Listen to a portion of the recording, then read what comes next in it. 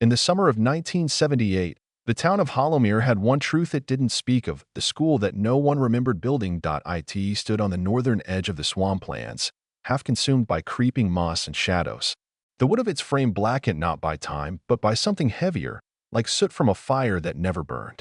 Officially, the land was unoccupied. City records showed no permits, no taxes, and no name. Yet there it was, Hollowmere Academy, letters half erased from the rotting front gate, visible only when fog clung low and thick. Locals didn't go near it. The children knew not to ask why. The adults pretended it was just a part of the woods. It was better that way. But in July, when a team of 4 education researchers from the University of Louisiana arrived in town with tape recorders, notepads, and a grant to study abandoned rural schoolhouses of the South, things began to stir again. The air changed. Dreams thickened. And the bell at Hollowmere rang again, for the first time in 43 years.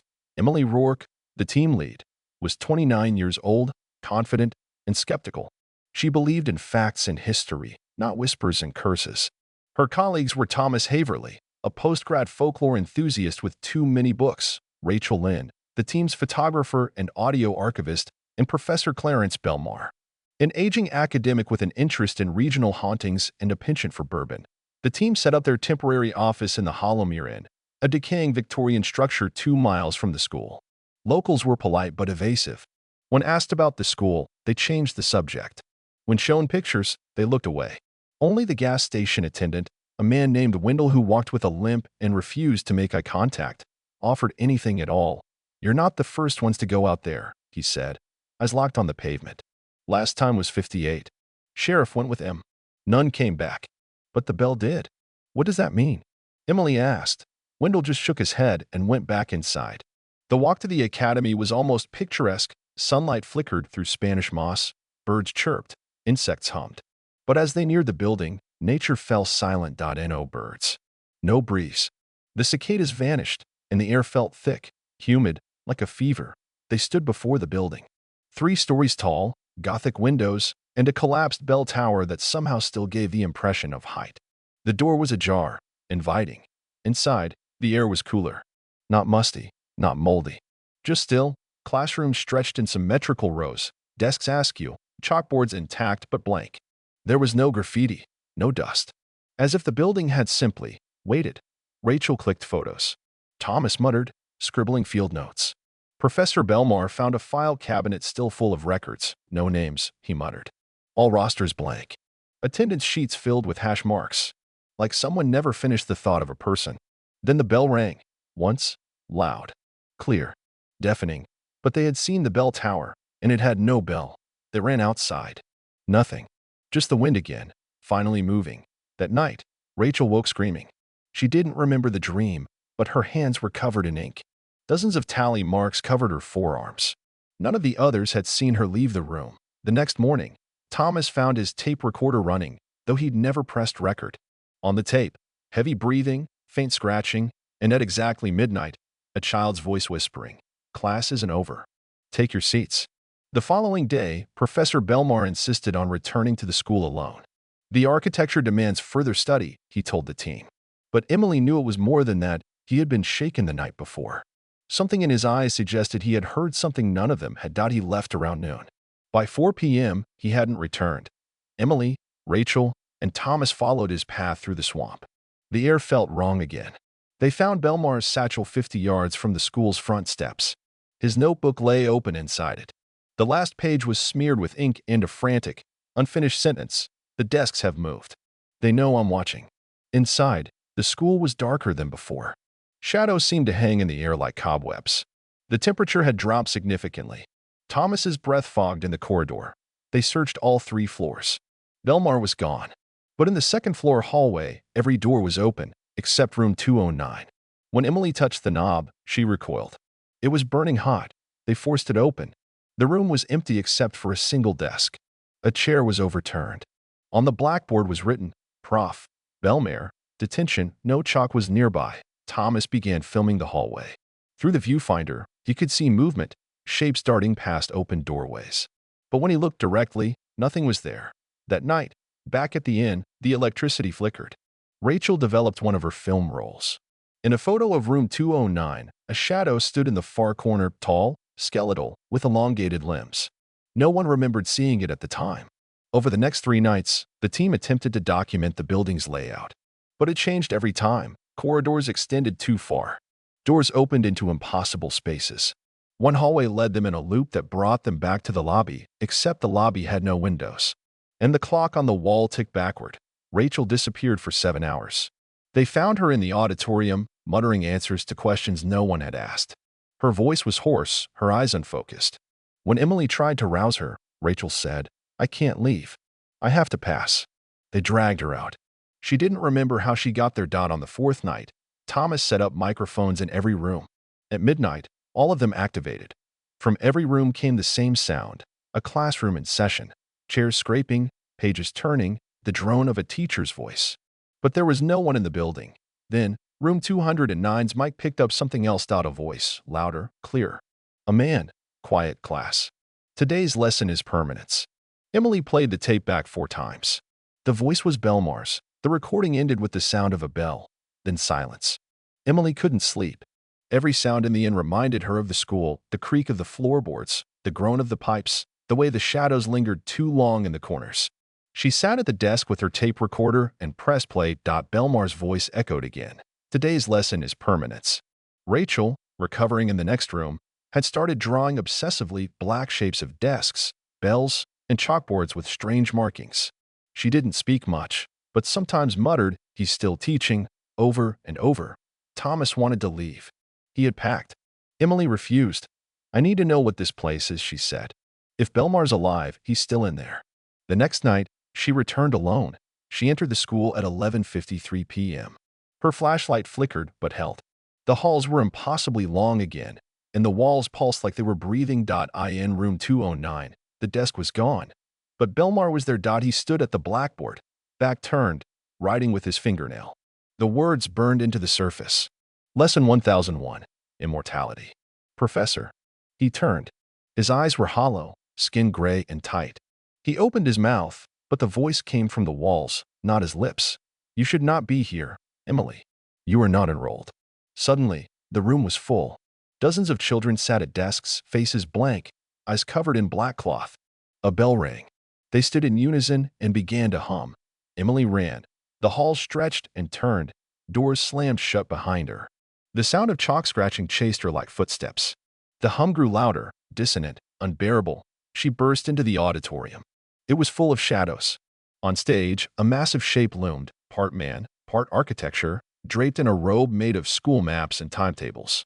It pointed at her. "You failed to learn. Sit. Repeat." The floor opened beneath her. She fell into darkness.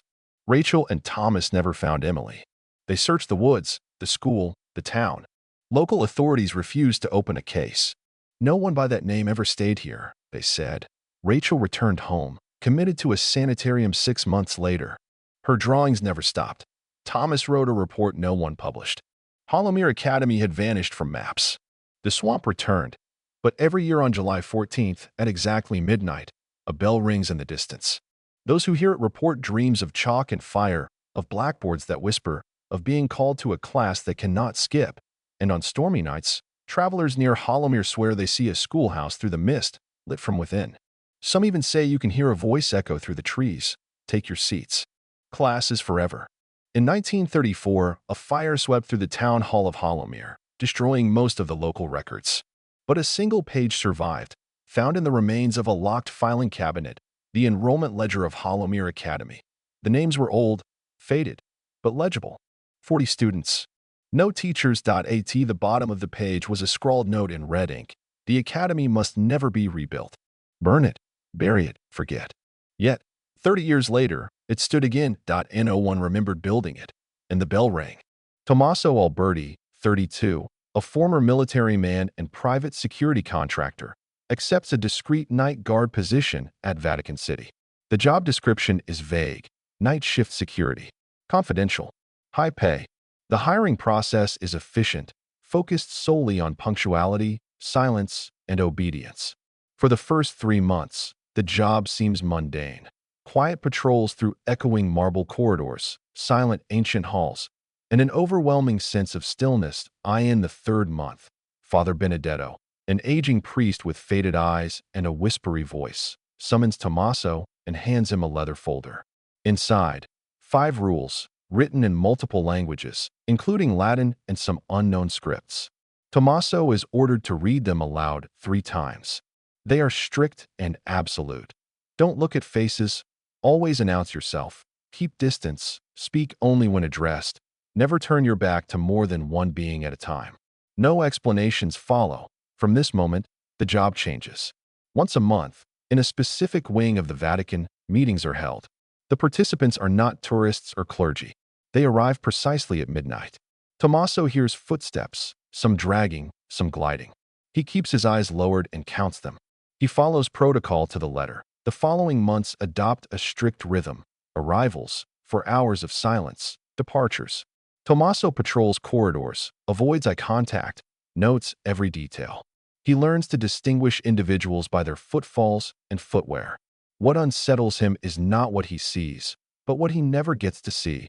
The building itself alters subtly during these nights. Locked doors swing open, windows fog from inside, elevators operate autonomously.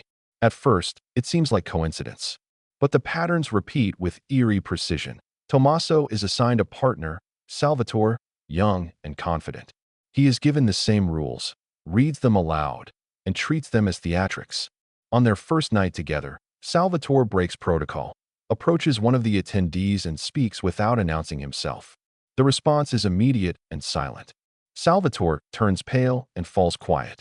After the shift, he requests daytime reassignment and is never seen again. Tommaso returns to working alone. He now knows. The rules are not symbolic. They are the edge between order and annihilation. By the 8th month, Father Benedetto summons Tommaso again. He warns that the next meeting will be different, more attendees, potential for conflict. A second rule set is introduced, printed on heavy paper with a red seal. The new instructions: refuse to deliver messages, decline gifts, report any altercations, but never intervene.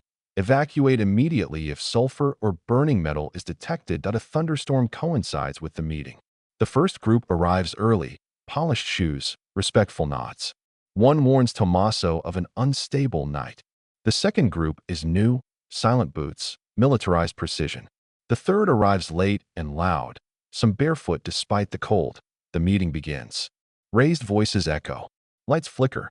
Radios fail. From the eastern corridor, previously marked as restricted, Tommaso hears movement, dragging, furniture scraping. He follows the new protocol, announces his position, maintains distance, documents everything. At dawn, attendees leave in disarray. Some limp. Some are supported by others. One declares, "A successful night," in a tone that contradicts the words. Father Benedetto reads the report and defines it as a Code 7 incident, a disagreement resolved without lasting damage. Tommaso's neutrality prevented escalation, routine resumes. Over time, Tommaso begins receiving brief acknowledgments from attendees. Respect replaces invisibility. In February, he is introduced to Sister Margherita from the Vatican's Special Events Division. She informs him of a unique visitor who will arrive an hour early. Tommaso is handed a 6th rule. If the guest asks personal questions, respond with information not available. This entity, he is told, gathers information. That night, the visitor arrives. Distinctive boots, quiet steps, a conversational tone. Tommaso performs his duties precisely, never breaking protocol. The visitor seems pleased. Inside Father Benedetto's office, the entity presents a job offer: triple salary, more freedom, less oversight. Tommaso declines. The visitor doesn't press, only says, the offer remains open. Later, before departure, the visitor pauses again and asks why he refused. Tommaso answers, "Rules create stability." The response is, "You understand more than most." Father Benedetto confirms later, such offers are frequent and always dangerous. By his second year, Tommaso is promoted. His performance is exemplary. He is tasked with developing training materials for new security staff. His emphasis is not only on procedures, but on the underlying logic: neutrality, distance, consistency. In April, the polished shoes entity stops by again. acknowledges Tommaso's refusal of the external offer as a positive mark.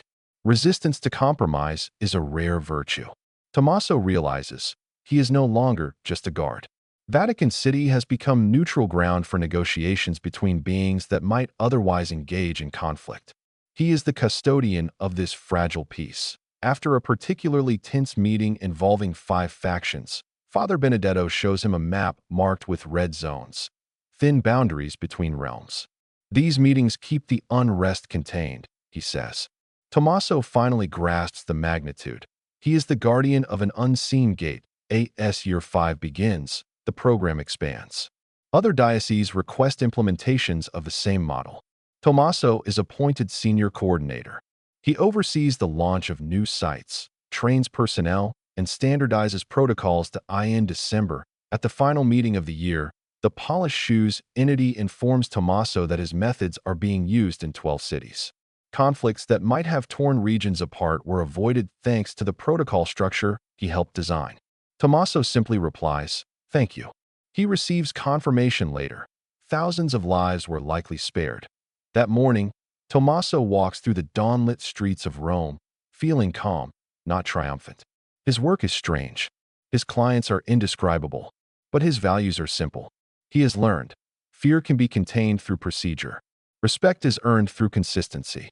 Sometimes, the most critical acts occur in silence, behind closed doors. He reflects. The strange becomes familiar through repetition. Fear yields to understanding when bound by rules. And peace, true peace, can be built one protocol at a time. Dr. Evelyn Rourke didn't ask too many questions when she signed the non-disclosure agreement. A linguistics specialist from the University of Chicago with a background in dead scripts and extinct dialects, she had been approached discreetly by a contractor who only referred to himself as Mr. Ward. The pitch was brief. Government-funded. Classified project. High pay. Isolated location. Full authority in her domain. A 3-month contract. She arrived by private jet to Creech Air Force Base in Nevada, then taken by an unmarked vehicle across 80 miles of salt-flat desert. No cell reception. No GPS signals. No communication beyond a secure uplink controlled from Washington. Her final destination, Site Omega, 3. From above, the location resembled a modest excavation zone, a square grid surrounded by motion-activated floodlights, camouflaged watchtowers, and a perimeter of triple-layered fencing. The entrance bore no signs. Only an RFID panel and biometric scanner. Her duties were outlined in a printed manual, simply titled, Observation Protocol, Omega, 3 Linguistic Anomalies Division, Authorized Personnel Only, Compartmentalized Clearance. Blackstar, to the job, according to the document, was not to analyze or translate. Not yet. It was to observe, to monitor, and to record. She was the 6th linguistic specialist assigned to this site. None of the previous 5 had remained beyond 6 weeks. No explanation given. Her quarters were plain. A reinforced trailer unit with a bunk, a desk, a locked cabinet for classified recordings, and an old-fashioned landline that rang exactly once per day at 0700 for a verbal check-in. The man on the other end never gave a name. He simply asked, "Deviations today?" And she would answer, "None observed," or "Activity locked." There were 5 rules, posted on the interior of her door. Never attempt to clean or touch the glyphs. Do not photograph the anomalies. Use only the provided analog sketchbook. Never remain at the site after 2200 hours. Always wear the acoustic monitor during on-site visits. If you hear your own voice spoken back to you, leave the perimeter immediately. The rules were never explained. The guards never spoke to her unless she initiated. The excavation staff, if they could be called that, worked in shifts and rarely emerged from the deeper trenches without dark circles beneath their eyes. A man named Grayson, site commander, introduced himself once and never again. The first week was quiet. Routine, she observed from the central platform. Concentric rings of stone revealed beneath the sand, etched with glyphs not matching any known human language. Not Sumerian, not Etruscan, not Linear A. The symbols pulsed faintly under moonlight. She assumed it was an optical illusion caused by heat distortion. The symbols changed, slightly, each night. She recorded every variation by hand. Rule number 2 forbade cameras. Nothing moved. No sound. No voices. Until day 12. Chapter 2. Acoustic signature delta. It was 3:47 when her acoustic monitor, A headset calibrated to detect low-frequency vibrations began to vibrate softly. She had fallen asleep transcribing sketches. The pattern wasn't static. It was rhythmic, almost deliberate. She retrieved the magnetic tape from the headset's recorder and logged it into her cabinet. The next morning, she played it back. A low series of pulses. Then a pause. Then 5 distinct clicks. Each click spaced by exactly 2.4 seconds. She sent the recording to Washington via the secure uplink, along with her daily report. Response time: 13 minutes. Return to excavation ring at 0300 tonight. Maintain passive observation. Do not engage. She followed the order. As the night deepened, wind rolled across the sand. She activated the acoustic monitor and crouched near ring seat. At exactly 3:47 again, the same pattern emerged. But now, after the 5th click, something new, a faint replication of her voice from the previous day's report. This is Dr. Evelyn Rourke. Observations unchanged. Glyphs remained static. The voice was exact. Her tone, her cadence. But, reversed, she backed away immediately. Rule #5. By the time she returned to the trailer, the sand around her boots glowed faintly. Only for a moment. She did not sleep that night. Chapter 3. Internal deviations. Washington sent no response the next day. No acknowledgement of the reversed voice. No clarification of the symbols. Instead, she received an additional document, slipped under her door. Supplemental sanctions for unscheduled interactions. Class Omega read. The additions were terse. Do not speak when inside the ring formations. If shadows form in the absence of light, retreat to the nearest perimeter tower. If any glyph begins to move while being observed, record from memory only. Do not pursue. On day 16, she noticed one of the stones, previously etched with a static symbol shaped like a vertical spiral, had changed. The spiral was now reversed, its curve winding outward rather than inward. She checked her previous sketches. The change was real. The staff said nothing. Grayson was absent. On day 18, she found her sketchbook open to a blank page. 5 words were etched into the paper in graphite, though she had not written them.